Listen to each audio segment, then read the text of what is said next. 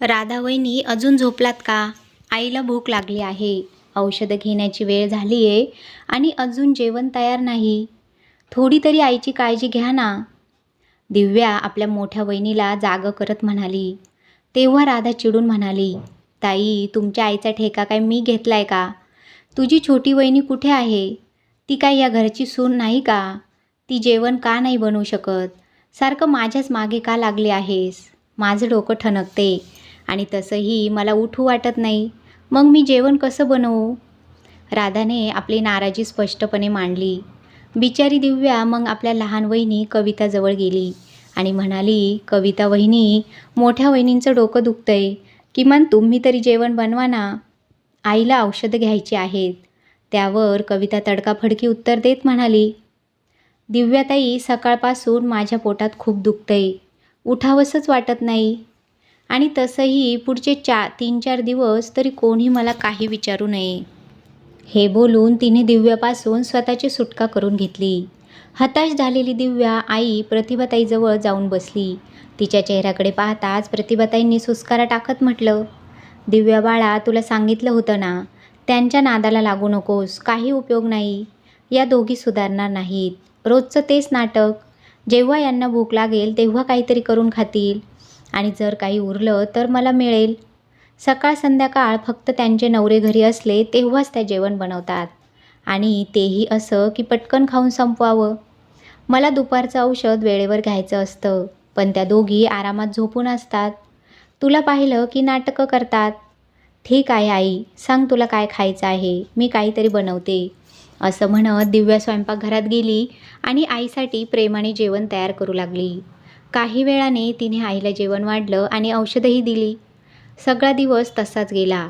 संध्याकाळ झाली तरी राधा आणि कविता आपल्या खोलीतून बाहेरच आल्या नाहीत. दिव्या परत जायला निघाली तेवढ्यात तिचे दोघे भाऊ सुदीप आणि विजय घरी आले. तिला पाहताच त्यांनी तिला रात्री थांबवण्यासाठी आग्रह केला. तेव्हा प्रतिभाताई संतापून म्हणाल्या, तिला थांबवून काय होणार?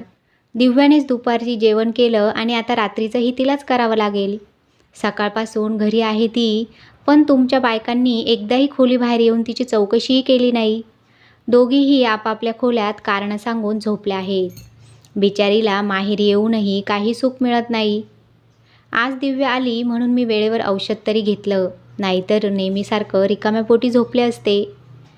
काय अजून राधा बाहेर आली नाही? सुदीपने आश्चर्याने विचारलं. आणि कविता तरी कुठे बाहेर येणार? विजयने रागाने उत्तर दिलं. तेव्हा प्रतिभाताईंनी कटू सत्य सांगितलं. बेटा, तुम्हा दोघांनाही माहिती आहे, त्या दोघींचं नाटकं दिवसेंदिवस वाढतच चाललंय आणि त्यांचा हलगर्जीपणा आता उघडच दिसू लागलाय. थांब आई, मी आत्ताच त्यांना बाहेर बोलावतो. असं म्हणत सुदीप आणि विजय दोघेही हॉलमध्ये आईच्या शेजारी बसले आणि मोठ्याने आवाज देत आपल्या बायकांना बोलावू लागले.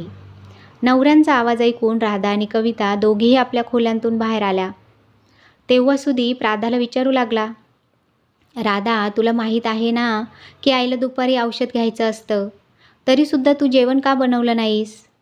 त्यावर राधा थोडक्यात उत्तर देत म्हणाली, सकाळपासून माझं डोकं खूप दुखत होतं आणि तुमच्या आईची जबाबदारी माझ्या एकटीचीच थोडीच आहे. मी काय त्यांचं जेवण बनवण्याचा ठेका घेतलाय का? कविता देखील बनवू शकली असती ना. राधाचं बोलणं ऐकून कविता तडकाफडकी भडकली आणि म्हणाली, माझंही पोट सकाळपासून दुखत होतं. मी सुद्धा सांगितलं होतं की तब्येत बरी नाही. मग का मी आजारी असताना जेवण करावं? मी काही या घराचा ठेका घेतलाय का?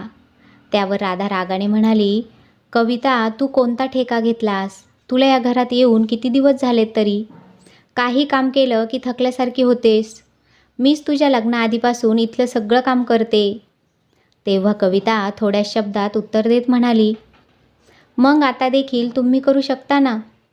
मी लहान जाऊबाई आहे म्हणून सगळं माझ्यावरच येईल असं कुठं लिहिलंय का? माझं लग्न तुमच्यानंतर झालं, त्यात माझा काय दोष? मी सून आहे, मोलकरीण नाही. आणि हे बोलत असतानाच तिने राधाचं वाक्य मध्येच तोडत आपल्या नवऱ्याकडे वळून म्हणाली, ऐकलत का? हे रोजचंच नाटक मला आता सहन होत नाही. त्यावर राधा मागे न राहता म्हणाली, मग मलाही हे सहन होत नाही. आई, आता तुम्हीच काहीतरी निर्णय घ्या. आम्हाला आमचं वाटप करून द्या. आम्ही दोघी आता एकत्र राहू शकत नाही. वेगवेगळ्या वाटण्या झाल्या तर आम्ही शांततेत तरी राहू. रोजच्या भांडणांपेक्षा प्रत्येकाने आपापला संसार वेगळा थाटावा हेच बरं.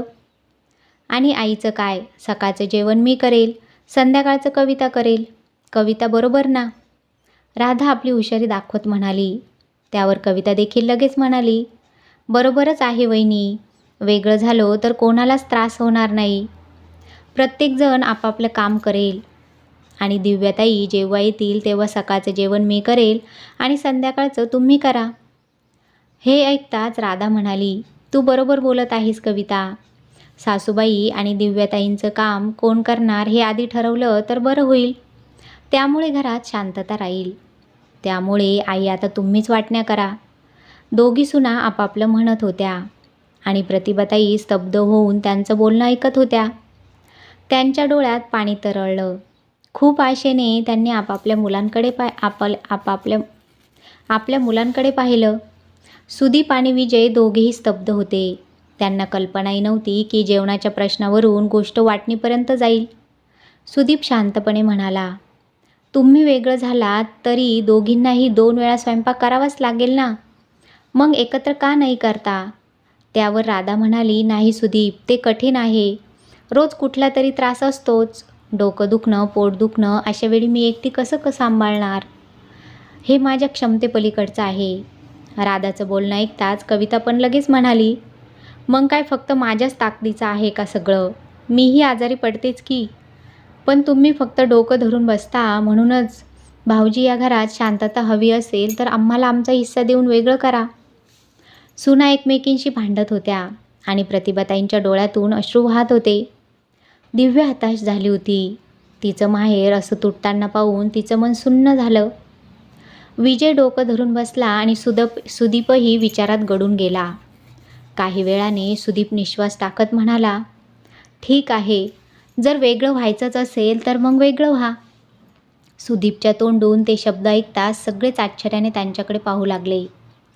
डोळ्यात अश्रू तरळत प्रतिभाताई म्हणाल्या, हे काय बोलतोयस रे बाळा? निदान मला तरी शांतपणे मरण येऊ दे. विजयही म्हणाला, हो दादा, तू हे काय बोलतोयस? त्यावर सुदीप म्हणाला, काय चुकीचं बोलतोय मी? रोजच्या या भांडणांपेक्षा वेगळं होणंच बरं नाही का? बरोबर ना राधा? नवऱ्याचं बोलणं ऐकून राधा खुश झाली व लगेच म्हणाली, नाहीतर काय, रोजच्या त्रासापेक्षा वेगळं होणंच बरं.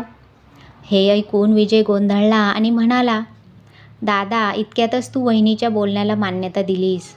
मी तर आजवर तुझ्यावरच अवलंबून होतो. बाबांनंतर आपण दोघांनी मिळून हे घर सांभाळलं. तो बोलत असतानाच सुदीप म्हणाला, विजय, मी आयुष्यभर तुझी, आईची आणि या घराची जबाबदारी घेत राहायचं का? माझी पण बायको आहे. तिच्याबद्दलही काही जबाबदारी आहे की नाही? असं म्हणत त्याने डोळा मारला आणि विजयला सगळं समजलं. हे सगळं नाटक आहे. मग विजयही त्याच लाटेवर म्हणाला, जर तू बायकोचं ऐकतोस तर मीही ऐकेन. माझी बायको एकटी का झिजत राहणार? तिलाही स्वतंत्रपणे जगायला हवं, हो ना कविता? विजयच्या या शब्दांनी कविता सुखावली आणि म्हणाली, मला तर वाटलंच नव्हतं की तुम्ही माझी बाजू घ्याल. विजय म्हणाला, कविता, जसं तुला हवं तसंच होईल. दादा, आता सगळ्यांची इच्छा अशीच आहे तर आपण वेगळं होऊया. आई, चल आपण वकिलाकडे जाऊ. आजच सगळं संपवून टाकूया. सुदीप म्हणाला, हो का नाही, आत्ताच निघूया. आणि मग ते चौघं, सुदीप, विजय, त्यांची आई आणि दिव्या वकिलाकडे गेले. इकडे राधा आणि कविता नव्या आयुष्याच्या स्वप्नात रमल्या होत्या. कविता म्हणाली, आजच वाटण्या होतील, मग मी घर नीट लावेन. दुपारी मैत्रिणींना बोलवेन, गप्पा मारू, मस्ती करू. राधा म्हणाली, मीही विचार केलाय. घर आवरताच पार्टी करणार. आता आपलेही दिवस येणार.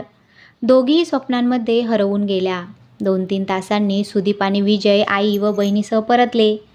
त्यांना पाहून सुदीपने आईला सोप्यावर बसवलं. स्वतः तिच्या बाजूला बसला. विजय दुसऱ्या बाजूला आणि दिव्या दोघांजवळ. सगळ्यांचे चेहरे शांत, फक्त राधा आणि कविता उत्सुक. राधा विचारू लागली, काय झालं सुदीप? सगळं व्यवस्थित आहे ना? सुदीप म्हणाला, हो राधा, अगदी तसंच झालंय जसं तुला हवं होतं. मग पटकन सांग, वाटणी कशी झाली आहे? राधा अधीरतेने म्हणाली. सुदीप म्हणाला, वरच्या मजल्याचे 2 भाग झालेत. एक आपला आणि एक विजयचा. आणि खालचा मजला, राधामध्येच बोलली. आणि खालचा मजला, सुदीपने शांतपणे म्हणाला. खालचा संपूर्ण मजला आईचा आहे. हे ऐकताच दोन्ही सुना एकदम ओरडल्या. सासूबाईंचा? मग राधा संतप्त होऊन म्हणाली, सासूबाईंची वाटणी करायची काय गरज होती सुदीप? 2च भाग व्हायला हवेत ना, तिसरी वाटणी का? राधा, कारण की ही आईचीच इच्छा आहे. तिला कोणाबरोबर राहायचंच नाही. ती आपल्या वाटणीला आलेल्या घरातच राहणार आहे. तिनं स्पष्ट निर्णय घेतला आहे. 2 सुनांमध्ये जी सून तिची योग्य सेवा करेल, वेळेवर खायला प्यायला चहा नाश्ता देईल, तिच्यावर प्रेमाने आणि आदराने वागेल, त्याच सुनेला ती आपली वाटणी देईल. घराच्या वाटणीबरोबरच जो मेन रोडवरचा महागडा फ्लॅट आहे तोही आईच्या नावावर आहे, असं सुदीपने सांगितलं. हे ऐकताच राधा चकित होऊन म्हणाली, तो फ्लॅट सासूबाईंच्या नावावर? तुम्हाला माहीत आहे ना का हा फ्लॅट किती महागडा आहे? भविष्यात त्याचे दर किती वाढू शकतात? आणि तुम्ही असा मौल्यवान फ्लॅट त्यांच्या नावावर करून टाकलात. तेव्हा सुदीप थोडा चिडून म्हणाला, बघ राधा, यात मी काहीच करू शकत नव्हतो. जे झालं ते झालं. आणि तसंही मी ठरवणारा तरी कोण आहे? संपत्ती ही सगळी आईची आहे. तिच्या वाट्याला काय असणार ते तीच ठरवेल. आता सगळं तुमच्यावर अवलंबून आहे. जी सून तिची योग्य सेवा करेल ती तिला घरासोबत तो फ्लॅटही देईल. आणि हो, जर दिव्या माहेरी आली तर तिचा अपमान झाला तर आई तिची वाटणी दिव्याच्या नावावरही करू शकते. हे ऐकून राधा आणि कविता दोघेही आश्चर्यचकित झाल्या. त्यांना वाटलं, या कसल्या विचित्र वाटण्या आहेत. घराचे 2 भाग न करता 3 भाग झाले. आणि सगळ्यात महाग फ्लॅट सासूबाईंच्या नावावर गेला. आता त्या कोणाला देतील यावर विश्वास ठेवायचा तरी कसा? त्यांना भीती वाटू लागली की सासूबाई तो फ्लॅट त्यांच्या लेकीलाच देणार. हे लक्षात येताच दोघींच्या मनात हिशोब सुरू झाला. राधा म्हणाली, सुदीप, आपण असताना सासूबाईंना एकटं राहण्याची काय गरज आहे? मी जर वेगळी राहिले असते तर त्यांना माझ्याबरोबरच घेणार होते. मला त्या फ्लॅटचा लोभ नाही. पण सासूबाई एकट्या का राहाव्यात? तेव्हा कविता तडक म्हणाली, वहिनी, तुम्ही असं का समजता की सासूबाई फक्त तुमच्याच आहेत? त्या माझ्याही सासू आहेत. त्या माझ्याबरोबरही राहू शकतात. तुम्ही आधी या घरात आल्या म्हणून त्यांच्या सेवेची जबाबदारी फक्त तुमच्यावर नाही. आता माझी बारी आहे. हे बघून सुदीपने दोघींना थांबवत म्हटलं, पहिल्यांदा माझं ऐका, भांडू नका. दोघींनाही आईला खुश ठेवण्याचा प्रयत्न करा. विशेषतः राधा, मला वाटतं तो फ्लॅट मला मिळायला हवा. म्हणून तू आईची जास्त काळजी घे. म्हणजे ती तुझ्यावर खुश होऊन तो तुला देईल. तेवढ्यात कविता काहीतरी बोलणार होती, पण विजयने तिला थांबवत म्हटलं, थांब कविता, दादाला बोलू दे. पण हो, तूही आईची उत्तम सेवा करू शकतेस. आईला खुश ठेव. कदाचित ती तुलाच सगळी संपत्ती देईल. दोघेही नवऱ्यांचं बोलणं ऐकून तत्काळ आईजवळ गेल्या. आई, आता तुमची सगळी जबाबदारी माझ्यावर. वेळेवर चहा, जेवण, औषध पाणी सगळं मी सांभाळेन. तुम्हाला कधीही तक्रार करायला कारण मिळणार नाही, असं राधा म्हणाली. पण तिला मध्येच तोडत कविता म्हणाली, नाही आई, मी आहे ना तुमची आणि दिव्याताईंची काळजी घ्यायला. तुम्ही काहीच काळजी करू नका. आणि पुन्हा एकदा दोघी सुना एकमेकींशी भांडू लागल्या. त्यांचं हे वागणं पाहून प्रतिभाताई आपल्या मुलांकडे पाहून केविलवाने हसल्या. सुदीप आणि विजय दोघेही आपल्या आईकडे बघून हसत इशारे करत होते. तेवढ्यात प्रतिभाताई म्हणाल्या, राधा आणि कविता, माझ्या मनात काय आहे हे मी उघड सांगू शकत नाही. पण जर माझं एक म्हणणं ऐकलं तर कदाचित मी तुमच्या दोघींच्या मनासारखं काही करू शकेन. राधा लगेच म्हणाली, काय आहे ते सांगा, मी नक्की ऐकेन. कविता देखील म्हणाली, मी कधीच तुमचं म्हणणं नाकारलेलं नाही. प्रतिभाताई म्हणाल्या, तुम्हा दोघींनाही माझ्या खाण्यापिण्याची काळजी घ्यायची आहे. हा वाद जेवण कोण बनवणार यावरून सुरू झाला आणि त्यावर संपतोय. आता तुम्ही दोघीही माझ्यासाठी स्वयंपाक करायला तयार आहात तर मग एकत्र राहा. भांडण न करता कामं वाटून घ्या. एक वेळचा स्वयंपाक मोठ्या सुनेचा तर दुसऱ्या वेळचा छोट्या सुनेचा. तुमच्या जबाबदाऱ्या पूर्ण करा. मग मी ठरवीन वाटणीबाबत काय करायचं आहे. आईचं बोलणं ऐकून सुदीप म्हणाला, आई, तू अगदी बरोबर बोललीस. विजयही म्हणाला, दादा, मलाही काहीच हरकत नाही. आणि मग कविताकडे वळून म्हणाला, कविता, तू आईची जबाबदारी घ्यायला तयार आहेस ना? कविता हसून म्हणाली, हो, मी कधी नाही म्हटलं आहे का? मी सासूबाईंची सेवा मनापासून करील. त्या दिवसांनंतर राधा आणि कविता दोघेही आपापल्या वेळेच्या जबाबदाऱ्या आनंदाने पार पाडू लागल्या. त्या चढाओढीनं चांगलं जेवण बनवत, सासूबाईंना वेळेवर वाढत आणि त्यांच्या सेवेत मनापासून गुंतल्या. कारण दोघींच्या मनात एकच आशा होती की सासूबाई त्यांच्या वाटणीचा रिकामा फ्लॅट त्यांच्या नावावर करतील. दोघींच्या समजूतदारपणामुळे एक दिवस विजय सुदीपला म्हणाला, दादा काय डोकं वापरलंस, सापही मेला आणि काठीही तुटली नाही. त्यावर सुदीप हसत म्हणाला, जे जेवणावरून सुरू झालं होतं ते त्याच जेवणावर संपलं. वाटणीचं प्रकरणही अर्ध्यावरच थांबलं. आपल्या दोन्ही मुलांचं हे बोलणं ऐकून प्रतिभाताईंच्या डोळ्यात समाधानाचे अश्रू आले. त्या देवाजवळ मनोमन प्रार्थना करत होत्या, देवा माझ्या मुलांचं हे प्रेम आणि एकता असंच अखंड राहू दे. आईच्या डोळ्यात पाणी पाहून तिच्या लेकीच्या दिव्याच्या डोळ्यातही पाणी आलं. कारण आज तिच्या भावांनी दाखवलेल्या समजूतदारपणामुळे तिचं माहेरघरटं तुटता तुटता वाचलं होतं. मित्रांनो, सुदीप आणि विजय या दोघा भावांची समजूतदारी तुम्हाला कशी वाटली ते कमेंट करून नक्की सांगा. कथा आवडली असेल तर लाईक करा, व्हिडिओला शेअर करा आणि अशाच कथा ऐकण्यासाठी आपल्या चॅनलला सबस्क्राईब करा.